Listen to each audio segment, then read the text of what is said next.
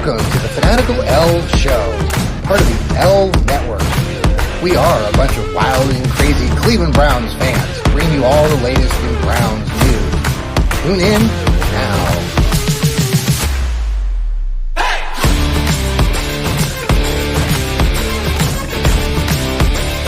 Oh yeah, we are some wild and crazy Fanatical Elfz Browns fans. Welcome.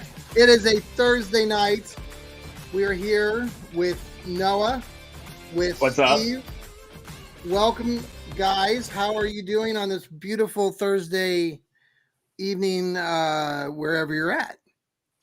No complaints over here at the East Bank of the Flats, man. Just having a good old day. It's the midges are out, which is unfortunate. Woo! They have started showing up in Cleveland already, and as is life, man. But I'm doing good. Excellent. By the way, I am orange. I'm dedicating this episode to Donald Trump. I decided to be orange today. It's something with my camera. Oh, you're gonna switch into an orange suit later? Yes, hopefully after July 11th. Right. But okay. I digress. Hi, Jarrell. How you doing? Oh, fantastic. How are you fellas? Timing is perfect. Fantastic. Yes. That's Good. And Steve, how are you? I'm doing great. It's a beautiful night in Nashville, Tennessee. The weather's nice, going down to about 56 degrees. It was a gorgeous day today. I have not heard one cicada all day. They're supposed to be here till June. I think they're gone. The lightning bugs are coming out of the ground, which is always wonderful to see. Well, I've certainly enjoyed listening to you guys here on the Fanatical Elfz all week. You guys have done a great job. I talked about all of you on my Johnny Cleveland show last night and this morning, and I love your takes, the different variety of things that we've talked about this week. I know Lou talked about the lost generation. We got Jarrell, you were talking about the swag of the Browns fans, which I thought was cool. Noah, you had a special guest on this week. Yeah, I had Yvette LeBoy of Bougie Sports on. Go check that episode out if you haven't already. It was a fun one. All of the East Bank Sports Show guys were in there. So me, Eric, Matt, Beautiful house. John. We were a full house. You get a little confused when you call John. I'm thinking, John, hey, I'm right here. Other John Sharp. Shout out my man John Sharp, who helps me with my stuff when I do my own show. But yes. Yeah, for sure. It was a good episode. Make sure you guys check that out too. And Steve, thanks again for all you bring along those campers. Welcome campers. I tried Welcome to Dog Pound South campers. Right. I tried to duplicate that and I couldn't do it the other night. So John. Well, you can't. Well, first of all, flattery is the ultimate compliment. I mean, well, you guys do a hell is the ultimate flattery, so I'll take that. I just love the fact, and I tell people all the time, please subscribe to us on Apple. Please do that on Spotify or wherever you listen to your podcast, Amazon, iHeartRadio, any of those locations. We're there, and we need you guys to hit that subscribe button because that's where the big bucks are for us. I found out I'm going to make a few dollars this week so I can go buy my McDonald's Happy Meal tomorrow. Very excited about that. Back in the day, if you recall, we've talked about this before, you could go and get a quarter pounder with value meal at McDonald's for $3.17. I remember doing that in 1992. 1992. I wasn't even a sparkle in an eye yet. Oh, God. Well, that's what we're going to talk about here in a minute. You see the question, if some of you are watching on YouTube and whatnot, we're going to get to this question. I talked a little bit about it on my show last night and wrote a little bit about it for Fans First and for Northeast Sports Insiders. This question about the Browns in the AFC North Division, we talked a little bit off air, and I'd like to kind of dive into that in a moment. Let's start with this, Jarrell, since you're the one who threw out the lovely tweet or X or whatever from Mary Kay, our favorite person. Now, I disclosed that I feel like it had to be a mistake, but what's your take, Jarrell? I'll give it a benefit of the doubt, I guess, that you say it was a mistake, because I can't think of any other way to post that and it's a clear overthrow, and it's like by 7 or 8 yards. Because maybe he was just trying to hit something. Maybe Elijah Moore was just jogging down there. Like, we really don't know. But of course, the trolls are going to see it and be like, "Oh, he's not going to be ready. Look at that. That's proof." So, that doesn't really help, with the mentality when you're talking about, okay, he's been injured. He hasn't been able to play the full season. Look at how he's throwing. That doesn't really help the narrative, which is why I shared it. I wanted to hear y'all's perspective on that. What do you guys think?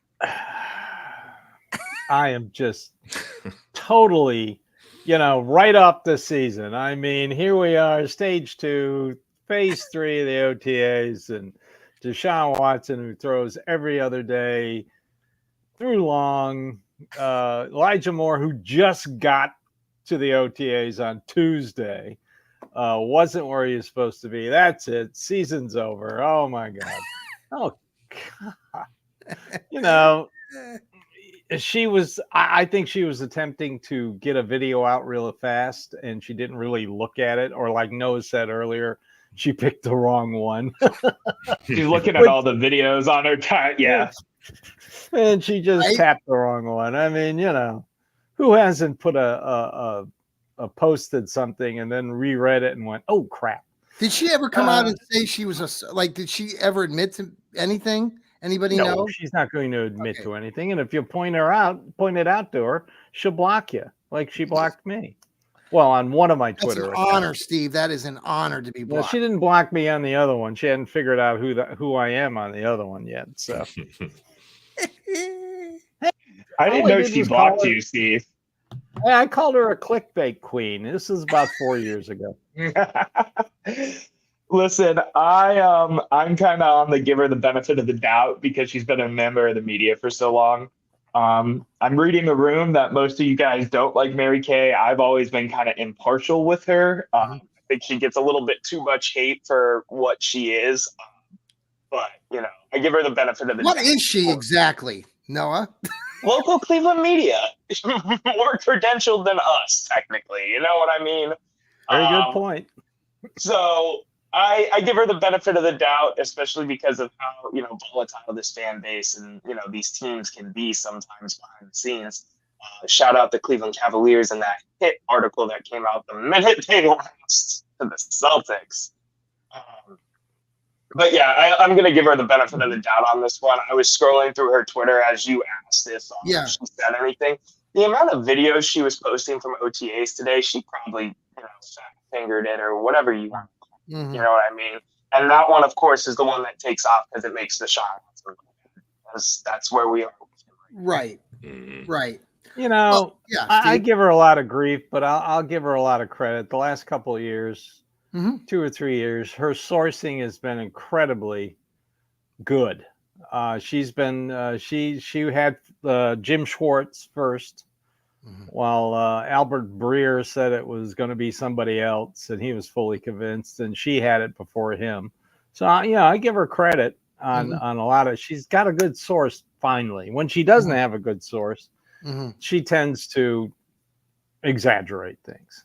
She was in on the whole Baker move too with Deshaun. That was her. She was hinting towards that months before, we ended up trading him and, trading for Deshaun and all that. So I always kind of point to that when I think, she deserves a little bit of the benefit of the doubt when it comes to some of the antics and some of the stuff we do see from her. So other observations, and I know, Steve, you just said today Elijah Moore coming back. I wanted to go around the group and just any observations again this week. I know, I kind of was snarky the other day on my show, just again talking about how, hey, Deshaun Watson can throw the ball, and hey, we have receivers that can catch the ball. But beyond that, I mean, it is exciting to have the guys back in town. And Jameson Winston talked a little bit today. I know some people talked about that. Elijah Moore was back here. Somebody else was on Twitter today speculating, buckle up, Browns fans, big news, like speculating that would be big news. Oh, that was Corey. Yeah, Corey. Yeah, I saw that. So I want to just kind of get everyone's take. Steve, let's start with you today. And that, what did you think of that? And then anything else you've been observing this week? It's just good to see the helmets on the field. That's, that's why I love these videos and stuff. That's, you know, the colors and the movement and action. I'm just surprised that that everybody was just so shocked that Mike Vrabel actually goes out and plays. He did that as head coach here in Nashville with the Titans. He would actually get on the field and get in coverage or rush the passer. You know, that's just his style. I mean, that's what he does. Mm-hmm. He looked good in orange and brown, though. I'll tell you that. Yes. And it was good to hear from Jim Schwartz. It was good to hear from our new offensive coordinator, Dorsey. Yes. Who, if you saw my article last week, I gave the reasons why he's going to be the play caller. Mm-hmm. So on Fans First Sports Network. So, you know, I like the interviews. I like to listen to what they said. I am still fully convinced that Dorsey's going to be the play caller. Did he talk today? I thought I heard him talking today. Yeah. Yes, he did. Schwartz talked a little bit, and a lot of the coaches. I love Jim Schwartz. I'll listen to Jim Schwartz all day long. Okay. Mm-hmm. Well, you know, the observation I got from him, the one little bit I heard, was talking about, you know, his adjustments that he's making in the off season as far as what kind of plays and, you know, he's going to run. You know, it's like any coach going into any kind of season. You're going to reevaluate, kind of look at what was working, what wasn't working. And I thought that was a really good, you know, like you said, Steve, he's easy to listen to and he makes sense. You know, somebody who's been a coach or, you know, someone who follows football. As we say in the South, that Houston wildcard game is still stuck in his craw and he ain't happy about it. No, he said they were chasing plays, right? Wasn't that what the quote was? You're chasing plays. Jarrell, what have you seen this week? Or, you know, I really enjoyed your podcast this week as well. Oh, thank you. I enjoy y'all's too. You know, I make sure I hit the subscribe and just let it play. But make sure y'all do that out there, by the way. But no, I like Vrabel. I like seeing Vrabel out there. I think that's going to be a huge addition because he knows some of these teams. Yeah, he beat the Ravens in the playoffs before. I think when the Ravens were actually the number 1 seed. So I think that brings some currency there. He's beat the Chiefs before when he was the head coach of the Titans. So some of the teams that are on the schedule, he has some familiarity with. He can, you know, maybe speak to that. And I just think that's gonna definitely pay huge dividends. Now about Schwartz, and I touched on this in the podcast I did. They were number 1 in pass, the Browns defense, but you just alluded to it. They got passed all over in the Texans game. They finished 11th in run defense. So I'm sure Schwartz, that's what they're fine tuning, that they can be top 5 in both. They can be top 3 in both. So I think that's what a lot of the players they see the potential, especially on the defensive side of the ball, that they could be historic because they were historic the first half of the year. So it's going to be very interesting to see. Noah. I'll start my take off. Steve, you said he looked good, damn good. Mike Vrabel did in brown and orange. I'll raise you one and say he will look damn better in scarlet and gray when the time comes. But we will put that over there. I'm really happy with everything I'm seeing. I mean, it's OTAs right now. It's kind of hard to, you know, really get in the nitty gritty of anything. It's just happy to see, you know, the white face masks out there. I'm happy to see, you know, Deshaun throwing a little bit, even though it's staggered, and Mary Kay wants to post him throwing a ball 8 yards over Elijah Moore's head. Just seeing progress of a guy who had to go out with a throwing shoulder injury. Happy with that. I'm just happy to see everything going out. One last thing, which is another silly point. The only time Wyatt Teller, who, for those who don't know, is one of my favorite Cleveland Browns, if you couldn't tell behind me, posts on anything social media is if the Browns post something of him. And I've got to see some Wyatt Teller Watson clips. And as a former offensive lineman, that gets me excited for the season. So just happy that the orange and brown are back out. Excellent. By the way, I just want to point out, if you're watching our episode tonight on YouTube here or Facebook, our guys, you know, we got Noah with our Fanatical Elfz in the backdrop there on the TV. We got Jarrell with his the brownies up there. Can't see the whole thing, but it looks like Return of the Cardiac Kids 25-year reunion. My dad gave me that. Oh, that's amazing. Oh, cool. Love that. And remind everybody who your father was. Judson Flint, cornerback from 80 to 84, I think. Excellent. Fun times back then. Steve, you got your backdrop with the dog, or with the not the dog with the elf right there. By the way, I kind of dig the new spring training ball caps. They're a little bit like yours, Jarrell. Really? The dog radio show.com hats. Have you seen the new spring training hat? I haven't seen them. I'm about to look them up now. Yeah, they just came out. Have you guys all seen them? They're white with a kind of a brown bill. Oh yeah. Yeah, I was kind of considering getting one. Brown's brown spider. If one of our colleagues, or one of not our colleagues, one of our followers, Steve, another Steve, I forget Steve's last name. If he's watching, I do have your hat. We are going to ship it. My apologies. He did message me earlier today, and I dropped the ball on that, and I did not get that hat out yet. So I know I'm slipping, man. I'm slipping in my old age. So I already told him I was going to send it once, and I didn't. And I told him I would send it twice, and I didn't. So the guy probably thinks I'm a jerk. So Steve, I'm not a jerk, but my apologies. So let's take a quick break, and then after the break, we're going to come back. I want to talk about this question here that's on the AFC North, and then I have a surprise question for all of you. I want to get your takes on something that came up today that I'm sure you'll all be able to answer very, very well, but I thought it'd be a little fun. All right, folks, we are the Fanatical Elfz. We'll be right back after these commercial messages.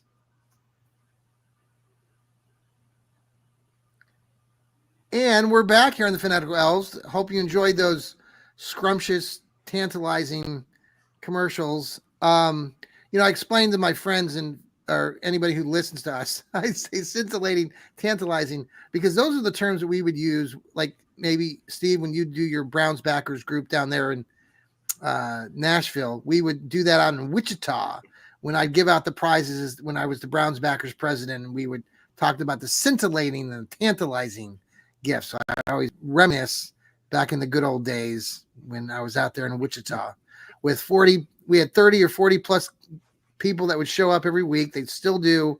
It's a hearty group out there who support our Browns. So we love the fact, hopefully some of them are watching us or listening to us and follow us here on the Fanatical Elfz. Subscribe, man. Download us right here on Apple. All right. Question. The AFC North. We all know, all of us here know that it's really important the Browns got to win a division. Well, what's it going to take? And I wrote a little bit about it. I want your assessments on it. I talked about Deshaun. I talked about the record against their opponent. And I talked about a little bit of luck. It's been 35. It'll be 35 years or whatever, 1989. AFC Central Division. We've never won the AFC North. But it's a huge thing. And let's start there with Noah.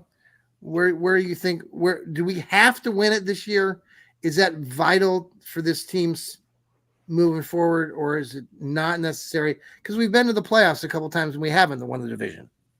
Yeah, I think it's another, monkey to get off your back, or whatever the saying is. We used to always lose in the season opener, and we've kind of shaken that one, and losing to Pittsburgh religiously. And, we're on the up and up of that at the very least, with the playoff win and, winning at home, even with DTR as our starting quarterback. Do I think it's the be all end all of the season? No, just because we're in one of the, if not the best divisions in football. You could be the third best team in the division and still make the playoffs and still make a run at that point. Just with how the AFC North is. So is it the be all end all? No. Is it a goal that we should, be striving to achieve with the roster we have and, the pieces we have in place 100%? That should be the expectation, I feel like. That being said, I not to beat a dead horse, but, where Deshaun Watson can take us is kind of where I think that, the ceiling is of this 100%. If he's back to his true form and, we're playing lights out football like we can, and we showed flashes last year. Second half of the Ravens game comes to mind. It should be the goal. It should be the expectation. Let me ask you this about Deshaun, because I talked about it on the Johnny Cleveland podcast. Of the 6 seasons that he's played, I think he skipped or one or sat out the other one. correct me if I'm not right on this, but I was looking at the stats the other night. He's had 2 seasons where he played 16 games each. He had another season where he played 15 games. But all the other seasons, he wasn't able to complete a full season. And I think it's really important that he gets through most of this season. Do you agree with that? I mean, I just think it's vitally important for this team. Oh, yeah. Yeah, I mean, 100%. I mean, his health is the biggest thing. I feel like that's the biggest question mark on a lot of our heads, even though, he's only missed 1 season with us with injury. The other season he was out because of his suspension. Mm-hmm. Yeah, the health is super important.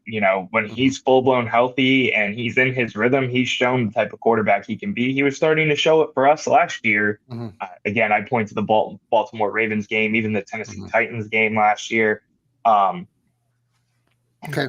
Yeah. Wherever he takes us is, where we go, man. Yeah. Jarrell, what are your thoughts here on the division and Deshaun and anything else? I mean, a division title is great, but honestly, if they win the Super Bowl and they don't win the division doing it, I could really care less about that. We've seen, I think when the Giants beat the Patriots in 2007, they were a wild card team. We've seen plenty of wild card teams make runs in the playoffs. I remember when Baltimore, we just talked about it. They were the number 1 seed. Tennessee beat them in Baltimore.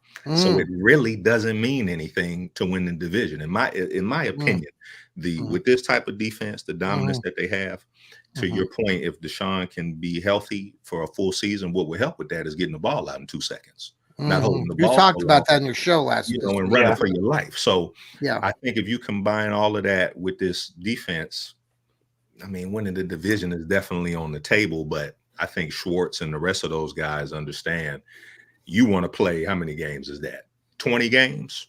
You want to play 20 games. Whether it's a division title in that is irrelevant, but I definitely see them making the playoffs and making a deep run. So if there's a division title, that's great. I know that the way that the playoff picture is different a little now, they like reconfigure them after the first round or something. So it's like my backing or the support that I'm getting at is, winning the division will guarantee them a home game. And I just feel like Cleveland Brown, the fan base, the stadium, the way it rocks during the season would really be a huge lift to this Browns team. And I agree with you, this Browns defense should be able to win on the road, but they laid a huge egg this last year against Houston. So that's kind of sitting in the back of my mind as I'm. Let me ask you a question, John. Let me ask you a question because it's funny you say that. So Deshaun Watson, the year, I want to say it was the first year that I don't know if they won the Super Bowl that year, but the Chiefs got down 24-0. Yes. At home, right? Yes. On the flip side, if the Browns have a slow half and start out 24-0, what do you think the energy would be like in the stadium? If they got off to slow, they were down 24-0. Browns were down 24-0. Deshaun Watson had a half like he had in the first half of Baltimore. Like, I don't know that the fans would really be all that engaged until they saw the comeback. Yeah, so, yeah. So to me, it's one of those things that, okay, until the games are played, until they get there, you just want. I just want to win a division, Jarrell. That's all I want, man. I've been waiting a long time. I want to win a damn Super Bowl, but. Which one would you take first? Well, hell, I mean, all of us, we all want a Super Bowl. Okay. Yeah, it's so. I mean, it's interesting, and I'll continue my thought here in a minute. Steve, what do you think about the division, and how important is it right now for the Browns? Right now, today in May. Well, okay, let's say during the season. What do you during the season? Okay. Yes, I would love to have them win the division. That would be great. But it's not necessary. It really isn't. As long as it doesn't matter how you get from point A to point B, just as long as you get to point B. Mm-hmm. That's the main thing. You can do it every different ways you want. Sure, there's more teams making the playoffs than there used to be, 7 in each division, 4 teams. There are 4 new teams every year since they expanded to 7 that make the playoffs. So that makes me want them to win the division. and get that first home playoff. I mean, they finally made the playoffs last year with unusual circumstances. The next step is to have a home playoff game. Now, could they get that in the second round of the playoffs? Sure, they could. Yeah. But as long as you reach that goal, and Jarrell put it right, what do you want to do? Do you want to win a division or do you want to win a Super Bowl? Every Browns fan that's watching this and will watch this will get up and stand on a table and go, question, Super Bowl. Okay, but then the question is, what's the coaching? Obviously, the goal of any NFL team is to win a Super Bowl. I mentioned that in my article. That's the goal. That should be everyone's goal.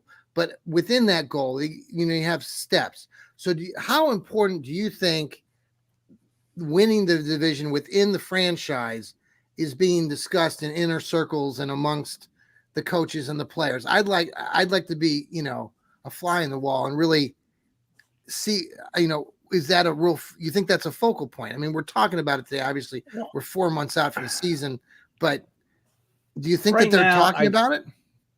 I guarantee they're talking about one thing, and that's the Dallas Cowboys. That's Kevin Stefanski. So that's what they're talking about. This is, like Noah says, the toughest division in the NFL right now. And to win the division, that means you would either have to go 6-0, 5-1, or at least 4-2. So if you're going 5-1, 4-2, that means that second half of the season with those 4 out of the last 8 games against divisional rivals, they went pretty well. So like last year, everybody was saying they'd be 3-5, 4-4 after the first 8, and they were 5-3 after they started 3 different quarterbacks. So, I would love for them to win the division, but the whole thing is to get a home playoff game. Yeah, I just think, and you crowd involved, get the city involved. My God, that Cleveland will go crazy for an entire week. The game has changed. I know, like we've all talked about it extensively in our own podcast, but the games have changed in the last 30 to 40 years. But man, the Browns fans, I know Jarrell, like if we were down 24-0 and like the fans and stuff, like I get that, but I don't know. Have you ever been to a game in Kansas City recently? Anybody? But like I had an opportunity to go when I was younger and when I had the season tickets there, and a lot of those seasons were really awful for the Chiefs, and then they got really good, and I had a chance to go. The game I went to before the Chubb game and everything in the playoffs was. Do you remember the Browns used to have a quarterback last name Campbell for a little bit? Jason Campbell. Jason Campbell. Yeah, I went to that out game. of Auburn. Jason Campbell and the Browns. I don't know what year that was, but I went to that game. He was so laid back. Yes, and they played decently in that game, but that Chiefs. I was down that lower bowl of Chiefs Stadium. That is one of the most intimidating stadiums to be at, especially in that lower bowl and on the field. More than Cleveland. So I just that's I think that's a big, huge advantage for the Chiefs. I know they're a really great team, but I don't know. It just adds fuel to the fire for them. So 100%. That's the idea of home court advantage or home field advantage, whatever phrasing you want to use. Yeah. And you would think, like Jarrell, like you were saying, like that game that Houston went up on them 24-0. I mean, and even the Browns, when they played them in that first game of the season 3 years ago in 2021. I mean, I've said this before on the show, but I was there in the stands. The Browns had them on the ropes. I mean, they just needed one final punch. That the fan base was out of it. They were clueless. They were shocked as hell that they were going to lose. And when we walked out of that stadium, there was nobody in Kansas City like that was, pumping their chest and saying we're the Chiefs. Like they knew they got lucky. So it was just one of those moments where the Browns just couldn't take advantage of a great atmosphere where it was deadened, where there wasn't a real big, raucous fan. I mean, it obviously got louder toward the end, but anyway. Well, but you say take advantage, right? When I think about the Houston playoff game, that was a rookie quarterback. Yeah. Wasn't the coach a rookie head coach? Yes. When D'Amico Ryans a rookie head coach. Yeah. So you got the That's number, I think they finished the season, the Browns are like number 11 or something in defense, but they had the number 1 pass defense going into that game. And they got outplayed by a rookie and outcoached by a rookie. So when you're talking about they didn't take advantage, I still think they should have won that game. I don't think there's no reason that they should have lost that game. Which game are we talking about? I'm sorry. Houston playoff. The wild card. Last Houston playoff game, the wild card game. Oh, yeah. Last game they played. Yeah. So they lost to a rookie quarterback. And I'm sure this is what Schwartz and them are talking about. Yeah. What happens when you play Mahomes and them? And you got to play them in the first round, or you got to play Lamar Jackson? That probably burns them up. So to me, I don't really care about home field. I don't care if they win the day. That really don't matter. They get in the dance. It's who are you playing? Because if we can put on the film and show you got your ass beat by a rookie quarterback, that can't happen. Because when you go play against Mahomes, Deshaun, you seen you had him up, you was down 24. He came back and blew you out. Yeah. You got to play 4 quarters. So maybe that is more fuel to the fire for the Brownies, and maybe that's something that the Browns will be a much better team because of what happened. You know, I'll even add to it. They were down 10 at halftime. Houston got the ball first. Defense stepped up, stop them. They got the ball back. They're driving. They're in Houston territory. And what happens? Flacco throws 2 pick sixes in 15 seconds. That's it. Right. So, would Deshaun Watson do that in that situation? I don't think so. No. So, it's all about the situation. And everybody wanted him to play Jacksonville. Right. And then Jacksonville comes here to Nashville and lays a giant egg. Yes. And then, we'll play Indy. And Indy lays a giant egg. Why, what a surprise. They have Gardner Minshew as their quarterback. Yeah. One thing I want to go, just again, we've talked about this also in previous shows, but it's the slow season here. In some preseason sort of predictions around the league, I see different analysts, giving their early calls on, playoff teams and all this stuff. And Cleveland constantly is not in any of these rankings. But what surprises me more is that there are other teams that these more high profile, like cities and analysts are putting in there, like the New York Jets and like the Indianapolis Colts of all teams, but they're putting them in there instead of the Brownies. And I'm sorry, the Jets are going nowhere. I don't care about Aaron Rodgers. I saw some video of him look like he was already injured. I'm not, but they predicted the Jets going 12-5. I'm like, there's no way in God's green earth that the Jets are going 12-5. And then the Colts, the Colts are, they were right there. They've been there the last several years. So I'm not going to say that they're not legit, but everyone was sold on the Bungles and the Ratbirds. Again, they're saying that, Joe's going to turn it around. They're going to be spectacular. I speculated that, Cincinnati's just a soapbox in my article. And the Ratbirds, I'm not worried about Lamar. I think I respect Lamar, but he cracks under big pressure. He poops his pants, and I'm just not worried about it. So I don't know. I wanted your assessment on what if you're seeing anything as far as predictions and all that fun stuff out there. I'm used to the Browns getting dissed, but when I see them throwing the Jets in there, I'm going, come on, man. Aaron Rodgers is like 50 years old, and anyway, anybody can go. Well, I mostly go by what win totals, what the professionals think, and having Baltimore at 11.5 wins, I kind of find that hard to believe, and then having the Browns at 8.5 wins, I find that hard to believe. And they got Cincinnati at 10.5, and they've got Pittsburgh. I think it's 7.5. Yeah, none of those, they make no sense. It just doesn't make any sense. I mean, like you said, Cincinnati's a soap opera. They have an oft-injured, high-priced. You agree with me, Steve? I love it. Has a unusual quarterback injury that no quarterback has ever had before. Yes. And then you go over to Baltimore, where they've lost almost their entire defensive staff and key players on defense. And, the NFL defensive coordinators have seen this offense for a year. So now they know how to pick it apart. And then you go over to Pittsburgh. They've got two two Band-Aids at quarterback and an offensive coordinator that used to be the offensive coordinator for Mike Vrabel. So, Right. It's a very unique situation. We'll just have to wait and see how Deshaun plays it out, gets to training camp. Mm-hmm. And if he's perfectly healthy, I have a feeling those lines will change. Mm-hmm. Okay. Anybody else? My biggest thing with Cincinnati too is the wide receiver issue they have going on right now.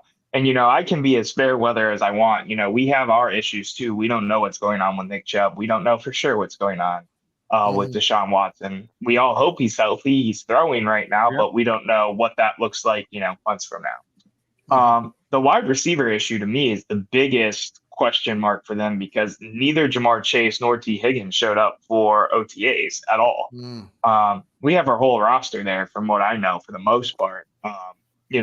A lot of the key figures at the very least. And, they have their 2-star, faces of the franchise receivers. And I know T. Higgins requested a trade and we're doing all that. There's I'm telling you a soap opera right now. I feel like as I'm telling you what's going on over there. Yeah. And they can't afford to pay everybody. And their practice field is outside still.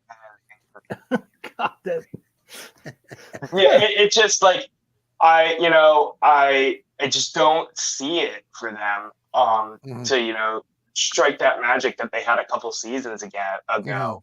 Yeah. I just don't see it. Yeah. Yeah. Jarrell, any other thoughts there? Yeah, I look at it like this. So I'm looking at the team defense rankings. Baltimore was number 1 in team defense. Okay. At the finish of the season. The Browns were 14. The Bengals were 21st. And the Steelers were 6th. The Ravens lost Patrick Queen, and I think Steve said they lost another starter on defense. Stone, the safety. So you can make the case they got worse at defense. Now, they're usually always a good defense, just like Pittsburgh. But Cincinnati, I don't think they got better on defense. Yeah. The Browns finished at 14, but we know that kind of tapered off due to a couple of injuries at the end of the season. They really should have finished top 5 or 10 in defense. And I think we said that they were 1 against the pass, the Browns were, and 11th against rush. Now, if we go to the offense, the Browns, and I really can't believe this, they have them ranked 11th at team offense, 17 games. They have them ranked 11th. They got the Ravens at 4. This is for 2023, the last season. The Pittsburgh Steelers were 28th, and the Cincinnati Bengals were 16th. Okay. I don't think the Bengals are going to improve that much. I don't think the Steelers are going to improve that much. This is the Browns at 11 with a hurt Deshaun Watson, 5 quarterbacks, and no Chubb. So I think if you just taking into account who got better, who stayed the same, and who regressed, you're still going to say it's between Baltimore and Cleveland. Yeah. That's taking the homer, that's taking the biases out of it. Yeah. So, I think even if they have a slow start, if Deshaun Watson and Ken Dorsey do what they're supposed to do, this is supposed to be a more explosive offense. No doubt. How do you, when you look, so part of what I talked about with the division and winning this division and everything that we've been talking about is that they've got to do better with that interdivisional record. I look at those 2 games in October, back-to-back weeks, home games against the Bungles and the Ratbirds as huge. Because if they can win those 2 games, that's really setting them up because that latter part of the season in weeks 12 through 18, they got to play 4 divisional games, 2 of the last 3 against the Bungles and the Ratbirds. I mean, if they can win the first 2, I just think that's big. I just think that's here, let me brighten your day. Oh, what if Nick Chubb? Well, everybody assumes he's going to start on the PUP list, which means he's out the first 4 games of the season. Okay. What if he comes off the PUP, he looks great, they hold him out a little bit, and what if his first game is, I don't know, week 7 at home against the Bengals? Yeah, because he destroys the Bengals. He destroys Pittsburgh. He destroys the Ravens. I mean, he knows the games that he steps it up a notch in the games that are important. So does that make you feel any better? It does. No, it does. There you go. See, you know, Because that sounds so Browns and Andrew Berry and Kevin Stefanski. It just sounds like something that just make sure he's all right. They're coming off a 3-game road trip. You don't want to force anything. The game before that's at the Eagles. You come home, poof. Hey, Nick Chubb, starting quarterback, Cleveland Browns. Yeah. No, I like it. All right. Well, I want to talk about Steady Eddie for a minute. This is my curveball to you guys. You ready for this? All the girls are swooning right now. Oh, you're gonna love this. This is what it's all about. The girls and the swooning. All right. There was a recent now this is by I don't know if you guys see any of these emails, but I'm on this list from some of these people at this group called freebets.com. So I'm giving you some freebets.com. never been on the site, but they send some interesting data sometimes. And there was the use of an app called Beauty Scanner, which analyzes face against the golden ratio or whatever. They use this with the NFL coaches in the league somehow. And based on this Beauty Scanner app, good old Steady Eddie Kevin Stefanski was ranked number 7 of most rockin' sockin' beautiful coaches out there. Number 7. He's ranked number 7. He had a beauty score of 7.14. They predicted his age as being 49. I think he's actually a little bit younger. So apparently he looks a little bit older on this beauty app thing that they did. So let's see. Just to give you a little rundown on the top, that I'm surprised that there were better looking coaches than Kevin Stefanski, to be quite honest with you. Who was number 1? So I want to go through this. Thank you. That's my question. Any guesses? Anybody out there want to take a stab in the wind? Well, we know it's not Andy Reid. I was going to say, I want to know where Andy Reid is. Well, wait a second. List, you're going to. Well, wait a second. We'll get there. You're gonna die when you see this. He's not number 1. But who else do you think would be number 1? Probably McVay, isn't it? McVay is a good answer. You're close. Oh, there you go. You're close. Kyle Shanahan. What about the Harbaughs? Maybe, I guess. I don't know. I talked about the Packers coach. I talked about him earlier. Close. Okay, so number 1, Jets. Robert Saleh was rated number 1 with a beauty score of 8.01. Congratulations to Robert Saleh. Chicks dig. Number 2. Who he looks like before you go? If you ever seen the movie 300, he looks like Xerxes to me. Oh, 100%. Yeah. Bingo. Yeah. I've never put that one together, but that's a good one. Here on the Fanatical Elfz, where we're talking beauty contest of the best looking NFL coaches. All right, number 2 used to be with the Browns as an assistant. Mike McDaniel. Right, Kyle Shanahan. Number 2. 3 is Sean McVay. We mentioned him. Number 4. Andy Reid. Think going south. Go south. Go south. Oh, what's his name in Miami? Yeah. Mike McDaniel. Mike McDaniel. Number 5. It's got to be Reid. Andy Reid. Denny's menu is number 5. He had a score of 7.39, and he was predicted age of 56, which I think is younger than he actually is. But he beat out our buddy Kevin Stefanski. That's crazy to me. That's so funny. In the Super Bowls, I mean, that'll do it. Yeah. Number 6. He's above Kevin Stefanski. Cash. You mentioned him earlier. Another young coach. Actually, no, this isn't a young coach. This is, oh my gosh, I think this is the old guy. Mike McCarthy, right? Dallas? Jesus. What is wrong with this? This is terrible. Bets.com. Okay. Okay. Kevin Stefanski. 5 and 6, they went completely off the rails. So Kevin Stefanski's number 7. Any guesses at who's at the bottom? By the way, who's at the bottom of the list? Kevin Stefanski's 42. Kevin Stefanski's 42 years old. I'd like to know who you think would be at the bottom of the list. You'll never guess, but this is so funny. Who's the worst looking head coach in the NFL? He only had a score of 5.22. I know. Is it last season's coaches or current coaches? Last season's coaches. Belichick? No. Where's Belichick on this list? Maybe they're new coaches now. Brian DeBall? Brian DeBall was in the middle. Brian DeBall was in the coach. middle. Maybe it is the new coaches. Ron Rivera? It's probably the new coaches because I don't see him on here. The last one you'll never guess, but they made it to the NFC final. Who was in the NFC Championship? He's very fiery coach. Oh, the Lions dude? Yes. Really? Dan Campbell was listed as the worst looking coach in the NFL. That's funny. That's a good one.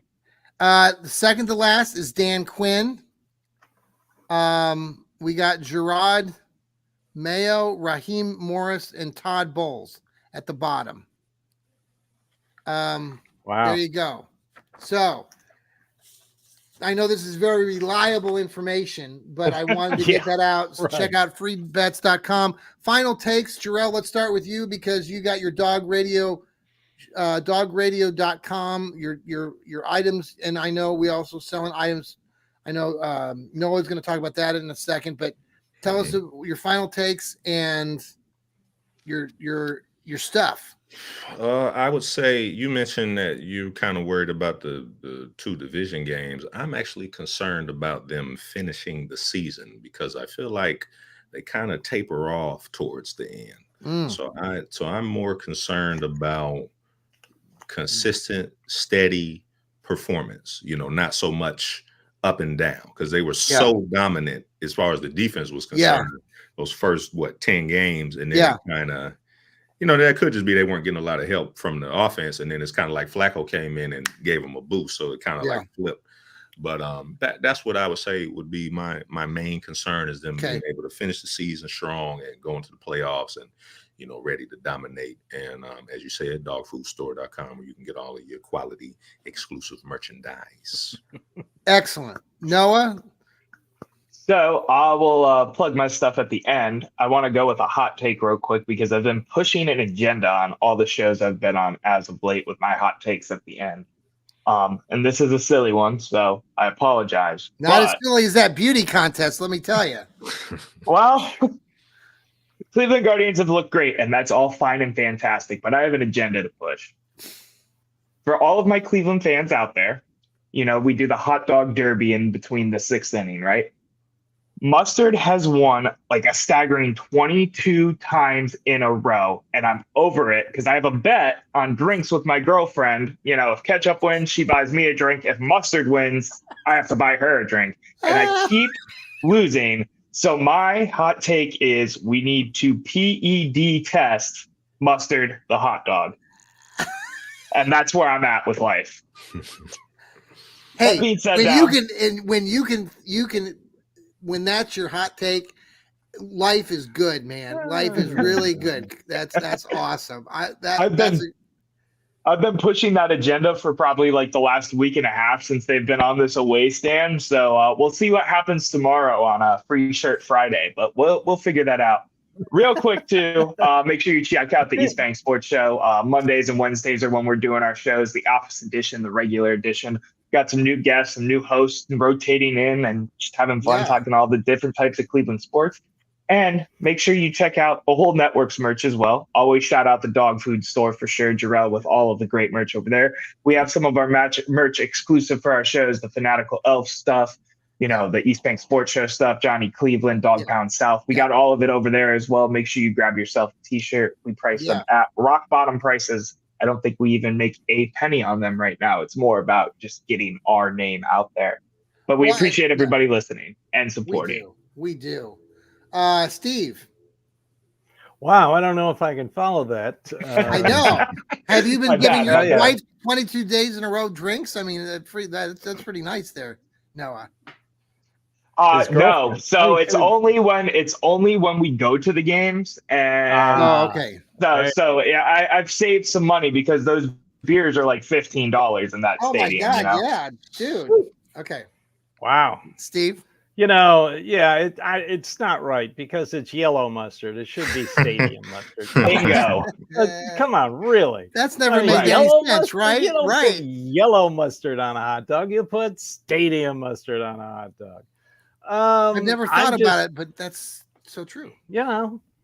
Stadium mustard, some onions, poof, that's a hot dog. But anyway, I guess the next the last training camp type thing is mandatory. June 11th through the 13th. Okay. I'm gonna kind of see who shows up. I have a feeling it's going to be 100%. I think Myles Garrett will be there and Marty Cooper will show up. But I'm really curious to see on the other AFC North teams. Like right now, Cam Hayward of the Steelers is holding out. And like Noah said, the 2 wide receivers haven't shown up. I want to see if Trey Hendrickson shows up as well. So, I'm always curious to see which guys don't show up for mandatory training camp. That kind of sets a little sets the mood as you get towards July when the official training camps start. It's just so good. And of course, like, I'll have a Dog Pound South podcast on Sunday. And I'm going to write an article tomorrow for Fans First Sports Network. Don't know what it's going to be yet. I'll probably have an epiphany in the middle of the night and go, that's what I'll write about. Excellent. Yes, it comes to us writers. You guys are all great writers, great contributors. I can't ask for a better group of people here that helped us. Steve and I started with this over a year ago. And we've grown by leaps and bounds by followers and subscribers, and it's only going to get stronger and better and bigger. I know Fans First is we've got a great president of the group, and he's been publicizing a little bit more on social media this week. And the growth is coming, and it's coming now. It's going on right now. And our downloads, we're not getting thousands of downloads, folks, but we're getting you to listen and tune in. And you telling your friends and your family about the Browns and hey, listen to these guys. And that's what I keep saying is all of you guys have a variety of takes. I'm the wild and crazy stupid fan. Noah has his younger East Bank group, and Jarrell brings his really good perception look at he's analyzing all the stuff, defenses and stuff. And Steve, you're always analyzing everything and got it down to a T. Lou brings his show every morning for the Burning River Browns talk. So tune into his first 10 minutes every day. We also got Rod Bloom out there in Dayton, who still brings us the Brown Blitzes on Thursday. He will join us one of these Thursdays. He's been super busy, and he's always wants to tell you guys that he wants to, he really loves being part of the group, but he knows that he's not a part. And I know a lot of you who listen to us and listen to Rod's show, we love that you are faithful and come over to the Fanatical Elfz. So thank you. Everybody have a great rest of your night. Go Browns. We'll talk to you guys next week. Brownies. Ooh. Here we go. Brownies. Here we go.